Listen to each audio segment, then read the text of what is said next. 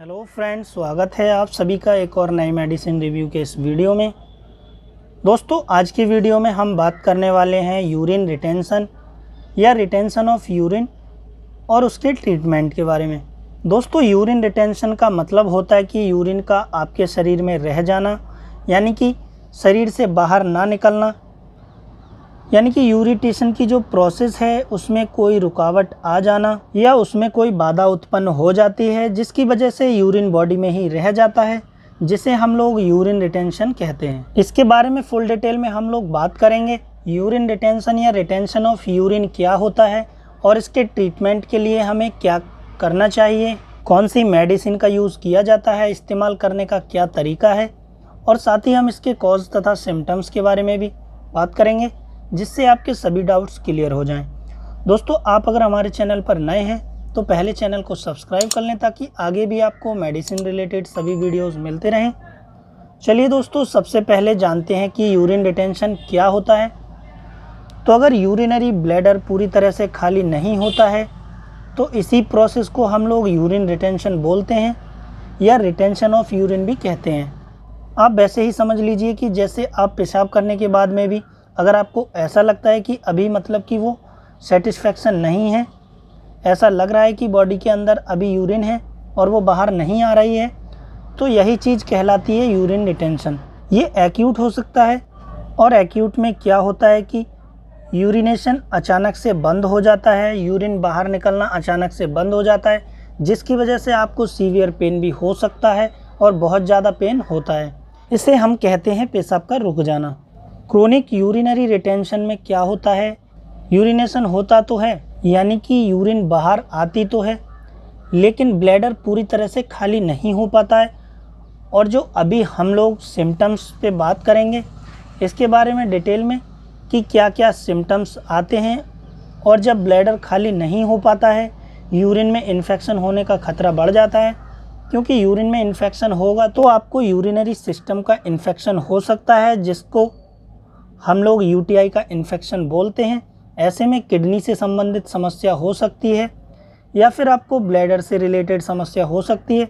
दोस्तों, एक छोटी सी सलाह देना चाहूँगा कि कई बार लोग यूरिनेशन को रोक कर रखते हैं, यानी पेशाब को रोक लेते हैं किसी भी रीज़न से। तो आपको ऐसा नहीं करना चाहिए, क्योंकि ऐसा करने पर यूटीआई होने का खतरा बढ़ जाता है और किडनी संबंधित कई समस्याएँ हो सकती हैं। खास करके महिलाओं में ऐसा ज़्यादातर देखने को मिलता है।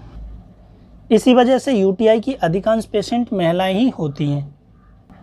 दोस्तों, वीडियो में अब आगे जानते हैं इसके कॉजेज़ के बारे में, इसके क्या क्या कारण रहते हैं। इसके कारण की अगर बात करें तो क्रोनिक की वजह जो होती है या फिर किसी भी किरण की वजह से, ज़्यादातर पुरुषों की मैं बात करूं तो प्रोस्टेट का बढ़ने की वजह से, प्रोस्टेट ग्लैंड की बढ़ने की वजह से जो यूरिन रिटेंशन की जो प्रॉब्लम होती है वो आती है पुरुषों में। या फिर ब्लैडर में कोई स्टोन हो, ट्यूमर हो, वो स्टोन या ट्यूमर यूरिन रिटेंशन का कारण बन सकता है, ये भी एक रीज़न हो सकता है। इसके अलावा अगर यूरिनरी ट्रैक्ट में कोई फॉरेन बॉडी है, कोई ऐसा पदार्थ है जो स्टोन के तरीके से है, जिसकी वजह से भी यूरिन रिटेंशन हो सकता है। और multiple sclerosis of spinal cord, ये भी एक वजह होती है, यानी कि आप ऐसे समझिए कि आपका जो सेंट्रल नर्वस सिस्टम है वो सही से काम नहीं कर पा रहा है किसी इन्फेक्शन की वजह से, जिसकी वजह से यूरिनेशन का जो प्रोसेस है वो पूरी तरह से कंप्लीट नहीं हो पाती है और इसकी वजह से भी यूरिन रिटेंशन हो सकता है। दोस्तों, अभी हम बात करते हैं कुछ साइन एंड सिम्टम्स की कि क्या क्या सिम्टम्स दिखाई पड़ते हैं, जिससे आपको पता चले। हेजिटेंसी इन यूरिन फ्लो, मतलब यूरिन फ्लो में रुकावट आना, मतलब पेशाब रुक रुक कर आता है और जो नॉर्मल यूरिन फ्लो होता है वो नहीं हो पाता। इसके अलावा स्लो यूरिन स्टीम होती है, यानी कि अगर ज़्यादा ओपनली बताऊं तो आप ऐसे समझिए जो यूरिन होती है वो एक स्टीम में ना बहकर रुक रुक कर आती है, ये भी यूरिन रिटेंशन का एक सिम्टम्स हो सकता है। इसके अलावा आपको प्रॉपर सेटिस्फेक्शन नहीं मिल पाता है, यूरिनेशन आपको लगा रहता है कि अभी और यूरिन बाकी है और यूरिनेशन होना चाहिए पर हो नहीं पाता है।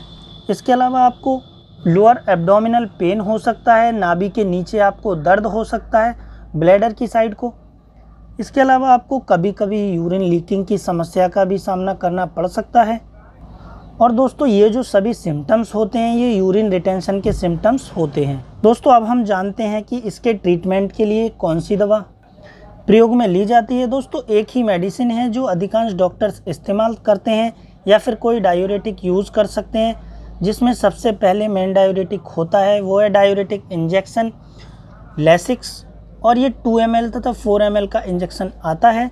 आप यहाँ देख सकते हैं मेरे पास ये लैसिक्स इंजेक्शन है जो कि 4 ml में दिया हुआ है।